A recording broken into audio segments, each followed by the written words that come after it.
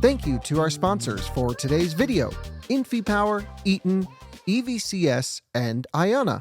InfyPower is the largest EV charger module provider with over 3 million power modules running reliably worldwide. Their latest G2 collection features ultra-high power density and efficiency for EV charging and energy storage. InfyPower, innovation for your power. Also, Eaton. Eaton is a one-stop shop for implementing reliable and innovative EV charging infrastructure at your site.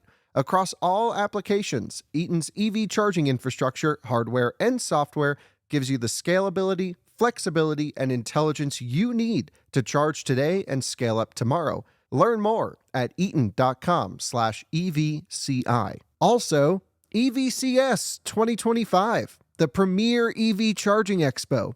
From utilities to policymakers and tech innovators, the key players in shaping EV infrastructure are coming together at EVCS Las Vegas on March 25th through 27th.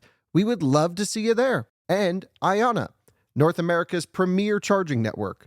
With unmatched commitment to elevating the customer experience, Ionna is opening America's roads to all EVs, giving drivers the coverage they need, the reliability they deserve, and the amenities they crave.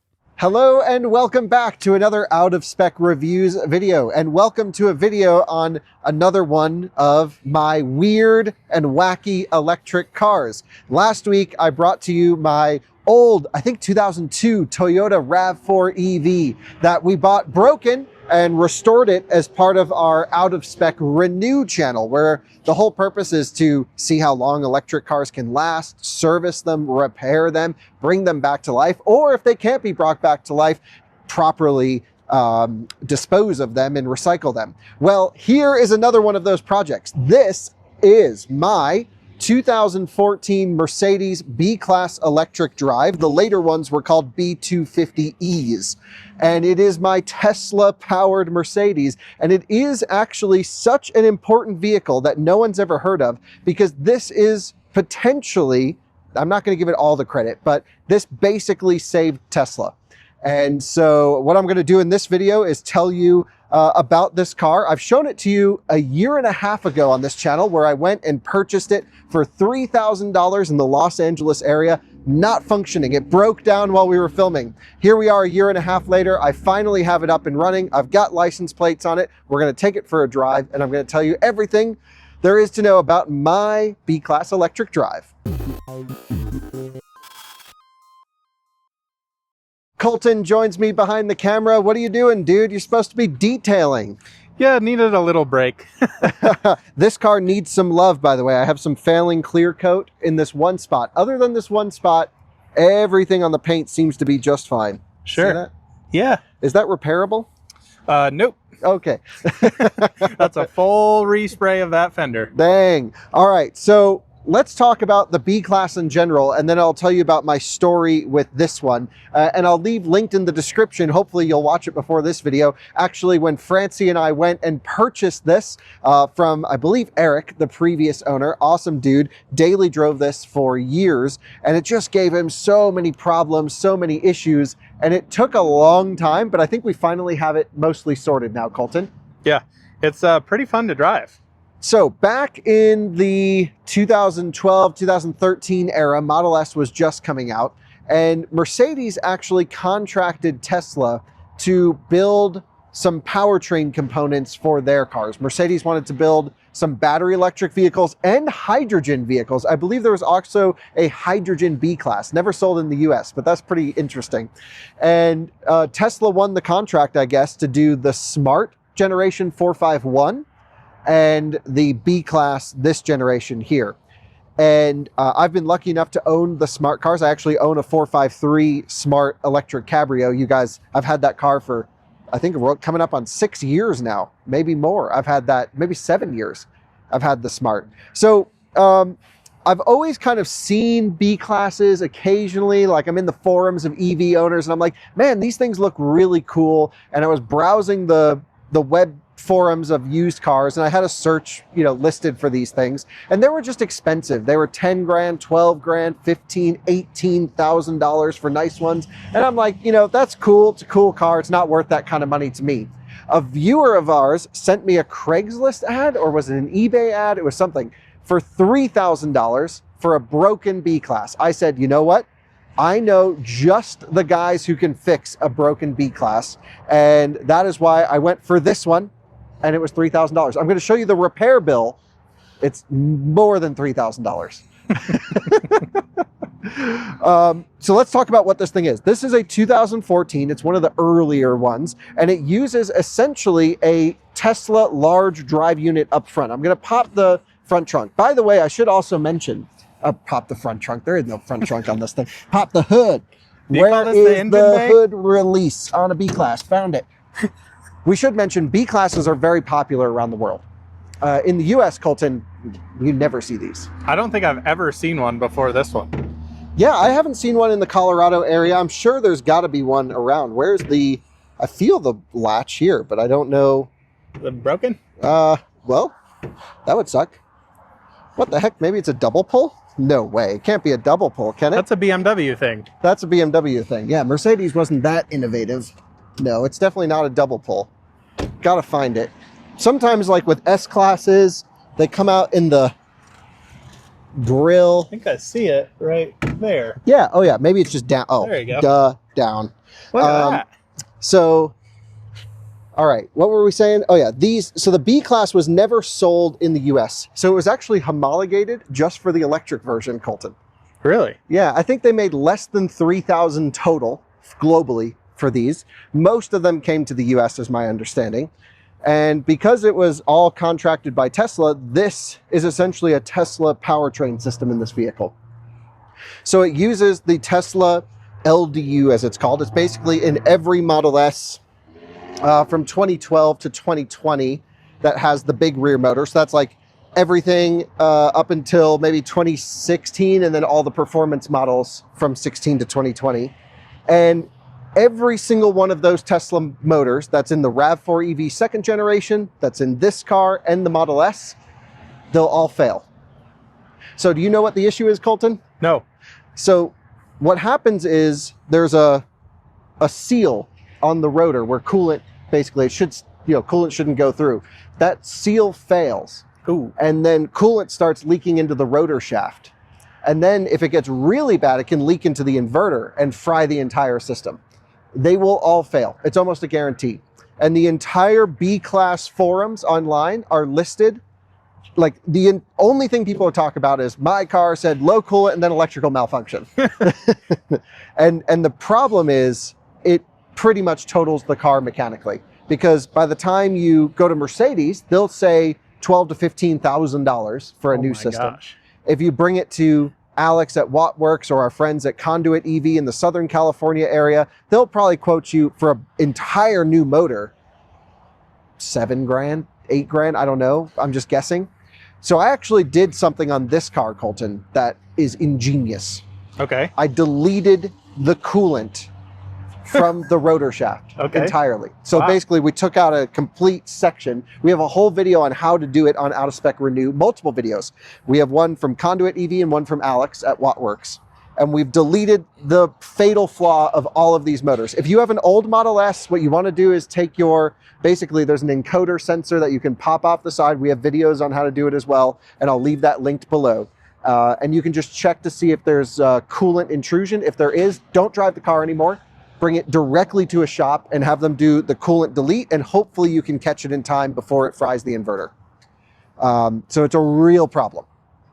So that was something that we did, and I'll run through the service history of everything that we've done since then. So that's just big PSA for any large drive unit cars. That's second gen RAV4 EV, this one, or any Model S. Likely, if those are all pretty old by now, if they're probably all fried. Like, they just don't last that long. Okay, then you have the inverter and everything else up here. This thing is a really powerful car. It's quick. It just roasts the front tires. And if you turn off ESP, which you can do, it just... It's fun. You just drove it for the first time. What was your impression? Yeah, it's surprisingly quick. I mean, it left the Range Rover in the dust. Oh, yeah, I was matted in the Range Rover and you were gone. So, it's got a typical liquid cooled system, which is really nice compared to the Leaf. So it's a higher tech car. It's got a lot of the Mercedes build quality from the B-Class stuff, which I absolutely love. And, you pair this electric drivetrain with the battery pack, and you actually get pretty good range. I mean, I'm seeing, even all these years later on this one, somewhere close to 80 miles of range on this car, Coleton. That's not too bad. Yeah, I'm going to spend more time with it. I just got the plates on it this week, but when I full charge it, it gets up to like 77 miles. Now, this one only has about 28 kilowatt hours usable. You can option a range extended B-Class, and I think the later ones all came with it. This one does not have the range extension. The range extension, all it does is it charges you to 100%. Really? Yes, there's no mechanical difference, no physical difference. Wow. So this one, I charge it to 100%. It indicates 100%, but there's really like a 20% buffer that's just inaccessible in this one. Huh. Technically, even if you option the range extended version, whenever you plug it in, it goes to the 28-ish kilowatt hours that this one does. The only way to get it to charge to 100, if you spec the option, is to, before you plug it in, hit a button on the dash that's called like max range or something, then plug it in, and then it will go to full. Okay, but it still shows 100% or 100%. Right, so this one just has a huge buffer. It's like 28 kilowatt hours usable, and then 35 kilowatt hours gross, or 36 kilowatt hours gross. So the degradation should be really good, and that's my impression of it. You got about 33 kilowatt hours, or 31.5 kilowatt hours when you hit max charge, which this one doesn't have that option. So it was like a 3.5 kilowatt hour bump to get all the way up to 100. Now, I'm actually thrilled that this car doesn't have the max range option, because I know it's never been full charged. Right. And I talked to the previous owner who daily drove this for years. He level 1 charged it off a wall outlet to 100% every day. But that's really only like 80%. Okay. So it's really not bad for it. So the cells should be good. They're 18650 NMC cells, very similar to like a Model S 60 or 85 back in the day. Hardy cells, really hardy cells. Big temperature window that they operate in, really nice battery pack, really nice motor layout. It's pretty low voltage because it doesn't have as many modules as a Model S, but it doesn't have DC charging or anything. You're good to go. Some owners of B-Classes did retrofit CHAdeMO DC fast charging. And I'm going to get into that company, QC Charge, and how that all happened, and some pretty cool stuff. I want to show you the charging port, actually. So this is how you charge it. It's a J1772, and it has a 40 amp onboard charger, so 9.6 kilowatts, which seems like a lot for the time. Yeah, that's actually, wow. That's the same as a G-Class, as a G580E. Yeah. They are only 40 amps, not even 48. Dang. So this is basically an electric G-Class. There are a couple cosmetic issues on mine. I've got the little ding in the bumper down there. That doesn't really bother me too much. Did you kick it? I don't know. No. I bought it like that. I didn't ask Eric what happened, but there was some red on there. I think maybe he backed in or someone hit it. I don't know. For $3,000, you just don't ask that many questions, yeah, you know? Right. And then it's got the carpool stickers. I've just swapped tires onto it this week. I put on the Nokian Tire 1 all season, which is a fantastic EV focused all season tire. We actually just did a video on our motoring channel, and an efficiency one to come on their new Surpass all season tire, which is like a really sort of high performance all season. It's a B-Class. I just needed a basic all season. So I went for the 1, which should give us longer tread life and a nice tire. This is my favorite tire to put on electric cars. It's what I run on my Model 3, and I've gotten 40,000 miles out of a set on the Model 3, and you guys know how we drive it. It's not a sponsored segment or anything. I just love the Nokian Tire 1 all season, and I'm glad that I have it here on my B-Class. Coleton, I also have Nokian Tire Hakkapeliitta 10 studded tires for this. No way. Yes. Wow. This is what happens when you get free tires. You go, I'm going to put studs on my B-Class. So next winter, this thing's going ice racing. Oh, hell yeah. Yeah. So I can't wait for that. What else was I saying? So it's basically, you take the body in white of a B-Class, you slap the Tesla components into there, and then you're good to rock and roll. And it really is nice. Let's show everyone inside because it's a high quality Mercedes interior. This is no E-Class or S-Class, but you get the wood on the dash. You get that nice wheel from back in the day. You get the laser cut key that to me is just so, such a high level of satisfaction. If you show everyone in here, this action, oh, it's so nice. It's when Mercedes knew how to build a quality interior. Still not a squeak, still not a rattle all these years later. And I don't think I've mentioned the mileage yet because I don't know. How many miles does my B-Class have? Let's start her up. I can hear all the contactors going. Maybe I'll hit this back button and hold it. There we go. 61,495 miles. Wow. That's a lot. It doesn't look like it on the inside. I mean, dang. Well, so I cleaned up the interior. The steering wheel was pretty gross. I took it to your shop. What did we use on it, by the way? P&S Express interior cleaner, some scrub brushes on it, and yeah, it's amazing how it can bring back a very nasty steering wheel. It's still not there. Probably could use one more treatment. Yeah. But man, this was disgusting. It really was. And it came back so much better. So I spent a lot of time right after we brought it back from getting serviced to do everything in here. It's got the Mercedes-Benz command system. So you have all the buttons down here. You have heated seats. I actually even have a button where if I park the car, shut it off, I can hit this and it will keep the heat in the car for I think an hour. Wow, that's pretty good. 30 minutes or an hour. It's like dog mode. Yeah, great. Yeah. But except the problem is the heat doesn't work in this one. That's a problem. We just found that out.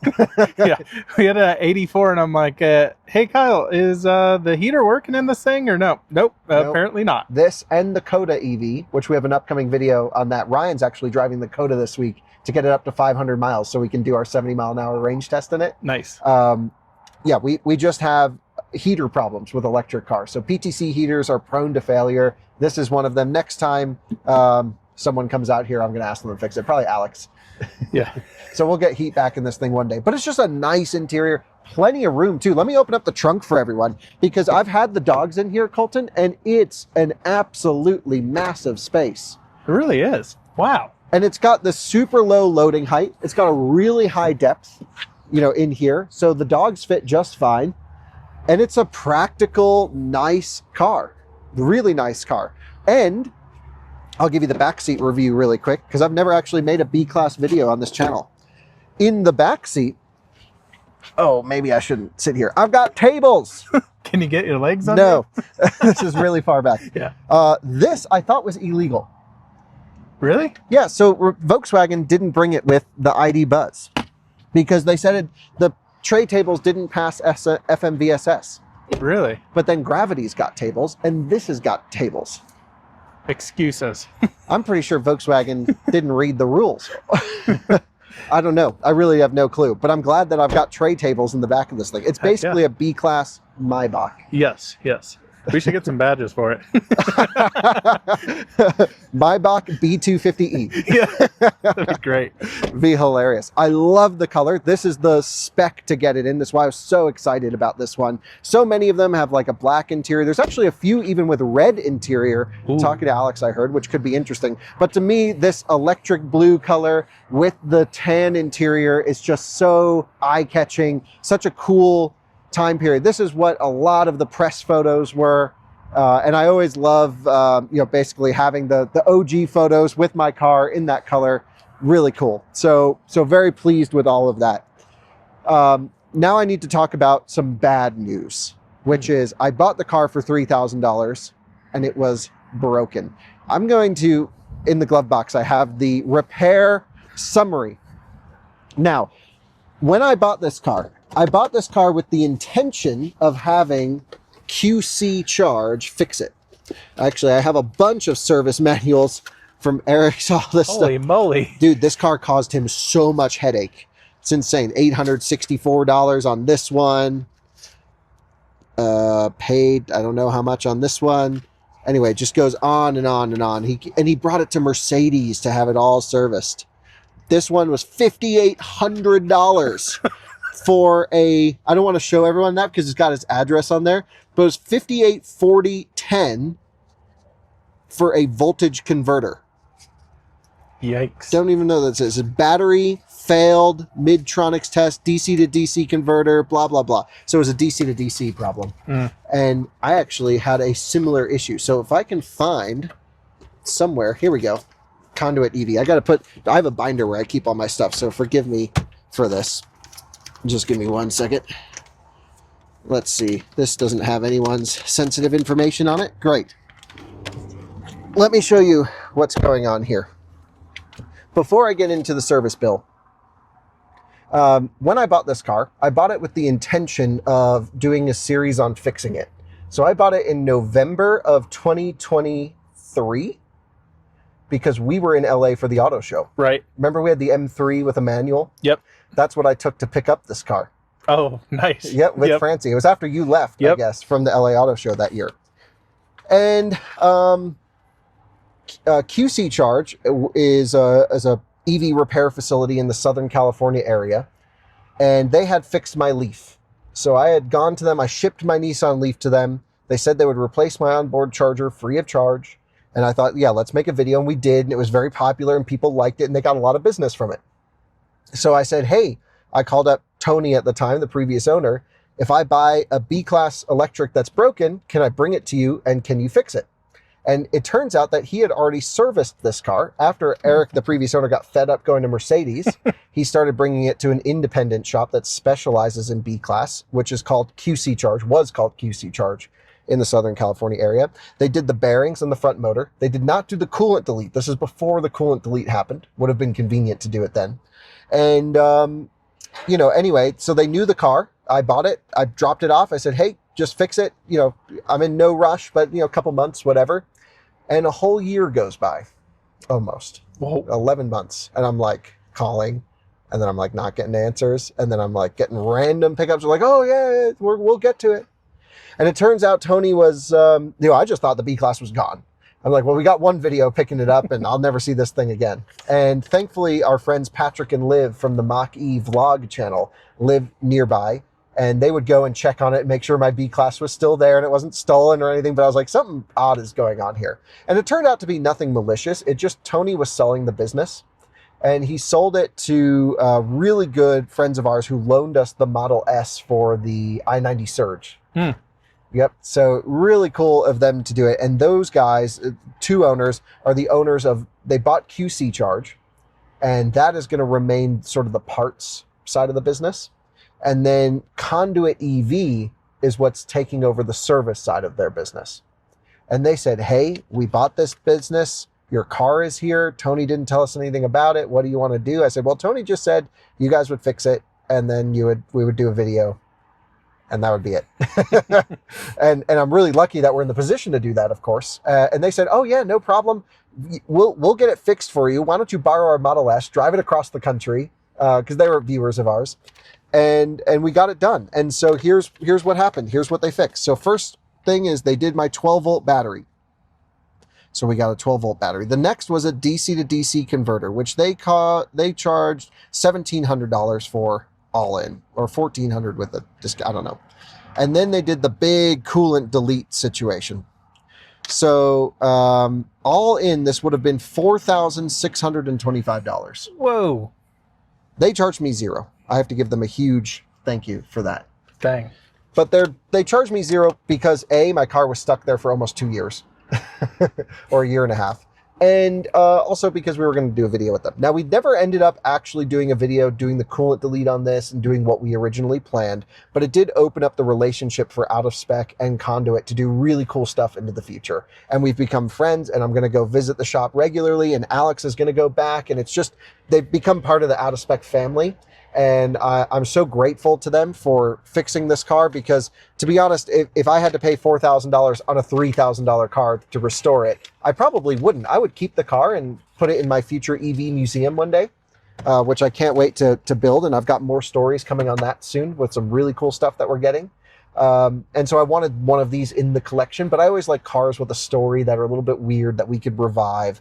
And they were totally on board, and now it's fixed. So it's got a fresh DC to DC converter. It's got a fresh 12 volt, and it's got the coolant delete. This thing should be good to rock and roll. The only downside with the coolant delete is maybe a little bit quicker overheating of the motor, but we've been ripping on this thing. It's been no problem. Yeah, nothing. We are going to do a series starting as soon as the road opens, taking all of our shitbox EVs, technical term, up Pikes Peak. Oh my gosh. Okay. And seeing if they can make it without overheating. Like, I don't know if the Leaf even has enough range to pull itself up Pikes Peak. Ooh. We're going to have to trailer them down there at 100%. Oh, yeah. And then see if they can get up the hill. Yep. I wonder if my little BMW e-scooter thing, my little CEO2 can make it up. Don't know. It's air-cooled. It does have thermal issues. So I think that'll be a really fun series. Comment below if you guys want to see that. So just popping outside, again, by the way, 3 memory position on the passenger side and the driver side. This is a nice car. It still looks fairly modern. It's still unique. Coleton, I drive this thing around. I took it around the other day right after I got it registered. 3 separate people came up to me asking what it is. Really? Yeah. I am really surprised because it looks kind of like a generic Mercedes, but it's just enough where an enthusiast is like, what the heck is that thing? Yeah. I mean, it's like a little hatchback, and you don't see a Mercedes hatchback other than like the C-Class one or A-Class, whatever that one is. It's a hatchback with instant huge torque that roasts the tires. Yeah. And it actually handles really well. This one has a slight damper problem in the rear. Just getting tired. Yeah. We hit the railroad tracks and boop. Yeah. But it doesn't need to be perfect. But I will say, like, it's nice enough and high quality enough where I still find myself like getting in this and going. The Leaf and the e-Golf, they're a little bit crappy. The e-Golf smells like smoke still, even though we've had it ozoned a million times. The Leaf just feels old and kind of nasty. This is like great seating position, high quality materials. It's still a Mercedes, and I'm very happy to get in it and drive it. And I've been driving it a ton recently. And that's what we're going to go do now. I'm going to take everyone for a drive in my B-Class electric drive. And let's do it really not for the first time on this channel, but hopefully for the first time not breaking down on this channel. After I said that, now we're going to break down. Well, guys, I've got the old school, super nice Mercedes keys. Bring back so many memories for me because my mom was always kind of a Mercedes person.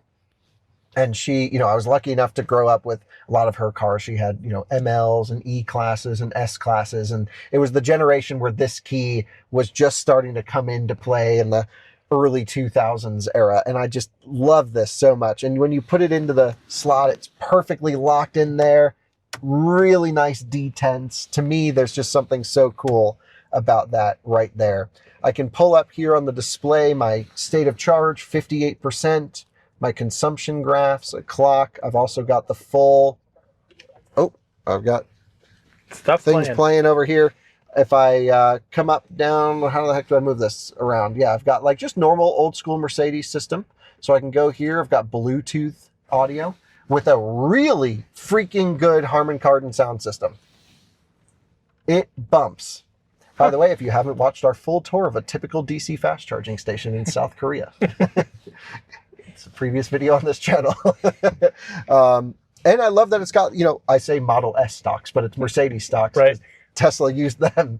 And, you just get in, hit drive, it's got creep, and you're good to go. There's a couple other options that this car is missing that were available that I'm kind of bummed that this one doesn't have. And the first one is paddle shifters.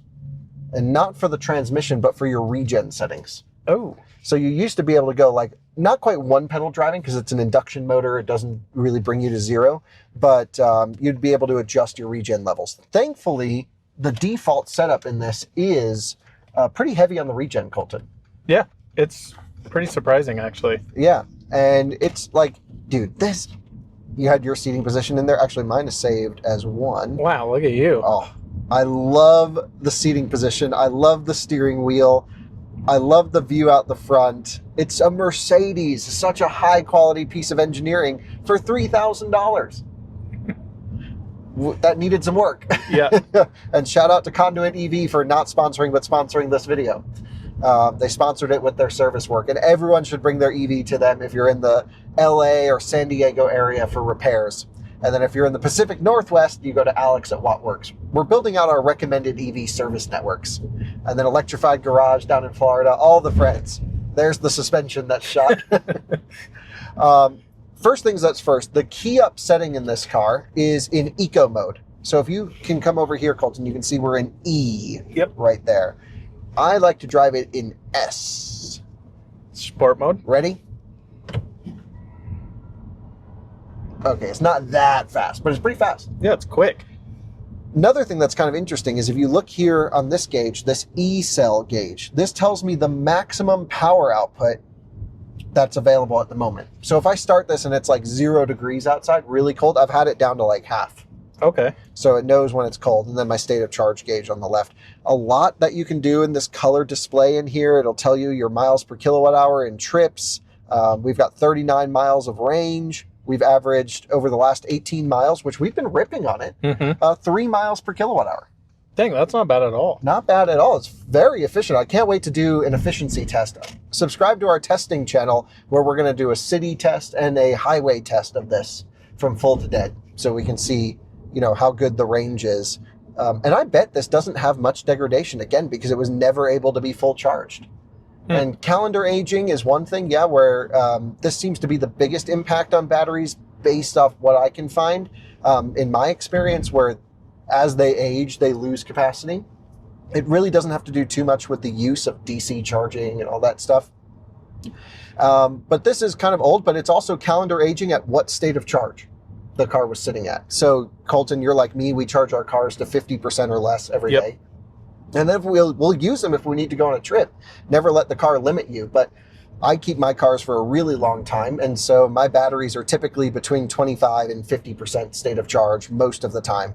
And that's why this one, you know, even in my care, won't stay fully charged, even with the buffer in it. And I just think seems very good on the range. I mean, it's showing 39 miles at 50%. And that's like 80 miles almost. Yeah. It's pretty good. Pretty good. And we've been boogieing on this thing. So very pleased with it. Have to also commend Mercedes for the silent character of this car. You do hear, or I do hear, a tiny bit of bearing noise from the front motor, indicating it might be time for another bearing replacement. But it's very, very faint, and it really could be as silent as factory. They get really loud when they have a problem. So that's another issue with these large drive units from Tesla. The next point, Coleton, I mentioned CHAdeMO charging retrofits earlier in the video.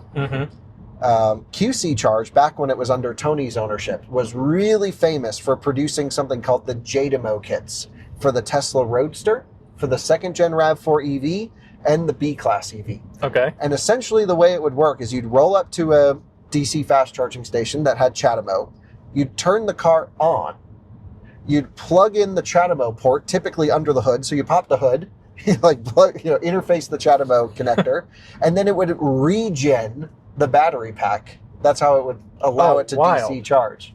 Wild. It was a real hacky way of getting around it. But honestly, so many owners were able to go on so many trips because of it. And in most cases, I think it worked. I really haven't heard of any or many issues from doing that. Now, of course, you lose your warranty, all that stuff, because you're fast charging it. But I think maybe, Alex, who runs our Renew channel, had a real heavy hand in that product. Maybe he can retrofit that on this one day. That'd be cool. And then we can use our CHAdeMO to CCS adapter. And then we can use our NACS to CCS adapter. And then we can supercharge this. Oh my gosh. Which would be really funny. So that's just something that, the enthusiasts were doing. It wasn't cheap. I think it was over $1,000 to do the kit. Can't remember exactly. But it really allowed you to go on road trips. And many people did, especially with this liquid-cooled battery pack in this particular one. When we turn around here, I'm going to give everyone a quick 0 to 60 because it actually is fairly quick off the line. Yep. And perhaps we'll even do, we don't have max power on the E-cell, but we're close. Perhaps we'll even go ESP off. Wow. Get a little spicy. So I'm going to go settings, factory setting, no. Where is it? Service, drive assist. Oh yeah, drive assist, ESP, press OK to disable. Oh yeah. All right, let's do it here because it's an empty road. It's basically a 60-mile-an-hour speed limit. All right, you ready for this? 3, 2, 1. Roasting the tires. And it's going. We're not getting full power output. And we're at 60. I mean, it roasts them from like 0 to 30. Yeah, you can just hear it's amazing. So it's quite powerful. It's a really fun car, and it's something that I was like, oh, okay, B class, $3,000, we'll make some videos, whatever. If it doesn't work out, no big deal. I've really come to like this car. Like if I'm running to lunch or running to wherever, I feel like I don't really need to be driving such an expensive car all day around town. I really like having these cars I can park at the front of Costco or not worry about door dings or whatever. And to me, this is the nicest of all the cheap cars we have, which it includes the Coda, the e-Golf, the Leaf. Am I forgetting anything? I think those are the cheap EVs. Yep, I think that's it. And yeah, just absolutely thrilled with this thing. So, Coleton, I'll let you share some of your thoughts now that you've had a chance to drive it today. Yeah, I mean, for $3,000, I mean, what else do you need here? It's a great little bomb around town car. I wonder if it'll let me 2-foot launch it. Whoops. Yeah. Oh my God. Do you leave smoke? Yeah. You can smell the tires. Hell yeah. Wow. Okay, that's a proper launch now. This thing rips. Wow. Okay, I'm even more impressed. It's a 10 out of 10 for me. Oh, love it. That's what you get when you put a Tesla drive unit in this thing. It's basically a Plaid. Wow. It's a B-class Maybach Plaid. So I think that's kind of the summary of the story. We're going to run it through the testing program. So we're going to do a highway test. We're going to do a city range test because that's how these are kind of gone for. And I think it's important to make a lot of videos for potential buyers on these, on the repairs needed, not just for this B-Class, but second-gen RAV4 EV and pretty much every older Model S, on what to look out for, how to make sure that you're not going to get screwed by buying a cheap electric car that you were told doesn't need service because it's electric, and they do. And then you could have a complete motor failure due to this coolant issue. The newest revision of Tesla replacement drive units also does the coolant delete. So it's sort of factory authorized. I think it's revision Q, like made it all the way. It was like a bunch. I thought it was revision G, but Alex told me the other day it was like HIJK elemental PQ. Wow. I can't remember exactly, but it was like they've had so many versions of these things plagued with this problem. But in general, the batteries seem pretty stable in these. Very, very pleased with the car. It's very high quality. It's very nice. We got to get the heater fixed. And a huge shout out to Konduit EV in Southern California for hooking me up with the repairs. I think, they certainly didn't have to honor the deal. They were a new shop. They could have said, hey, you can pay for it or we'll buy the car or whatever. And They said, you know what? It's been here forever. All good. Let's just get it dialed in for you. And we've really developed a great relationship. So we have plenty more to come on, especially the Renew channel. And I'm going to be dailying this. If you guys live in the northern Colorado area, I see viewers around from time to time. You'll probably see me in this from time to time. Although I got to drive the RAV4 more too. I try and drive something different all the time. Any final thoughts, Coleton? No, I think it's a great little car, especially, something very inexpensive. It feels like a way nicer interior than, of course, the Leaf, the e-Golf, and it rides nice. I mean, and it's got 3 cup holders. Oh my gosh. Yeah, 1, 2, 3. My wife would love that. We have 4 in the EV9. They're constantly full. Really? Oh, yeah. Okay, interesting. So, good wife car here. Yeah, there you go. Well, you guys can borrow it anytime. I don't think she would drive this, though. She likes her EV9. It doesn't smell bad in here, too, by the way. No, it smells good. I mean, it literally feels like a pretty new car. Yeah, it feels like a brand new, not a rattle, not a squeak, and banging sound system. So, even if these are $10,000, I would say probably not worth the money. I'd go for an i3. Yeah, well, they're just cool and quirky. Yeah, I like i3s, DC charging, BMW stuff. I've always been a BMW over a Mercedes guy. Same. But I don't know. I feel this is more compliance car. That was more like, let's actually put some effort into an electric car. But if you're talking sub $10,000 and you can find a clean one of these and you know that it's had all the work done, now you're talking. But these have held their value surprisingly well. Not this one, but others. And they were 40-ish new, right? Yeah, 41,000 MSRP with destination. Ooh. It's a lot of money. That's a lot of money. But it's a Mercedes. It's a Benz. Mercedes. Yeah, when people ask me, what do you drive? I say, I drive a Benz. Not a very nice one. I usually say I drive a Twizy. Yeah. They're like, what? What is that thing? All right, cool. Well, thanks so much for watching. I hope you guys learned a little bit about the B-Class, as I have through this whole process. I hope you guys have learned also how great of a turnaround for business this new QC charge and conduit situation is. Really love having qualified, capable, third-party technicians in the EV space, because when you're talking about operating a workshop, it isn't just about the quality of work that you're doing, but it's about your communication. It's about how well you can stick to the timelines that you provide. And it's, from the minute that the new ownership came under, it was like, bam, bam, bam, car's good, let's go, and shipped back. I was like, this is amazing. Thanks for watching. We'll see you in another one again soon. Leaving you now from full throttle in the B-Class electric drive. Bye-bye.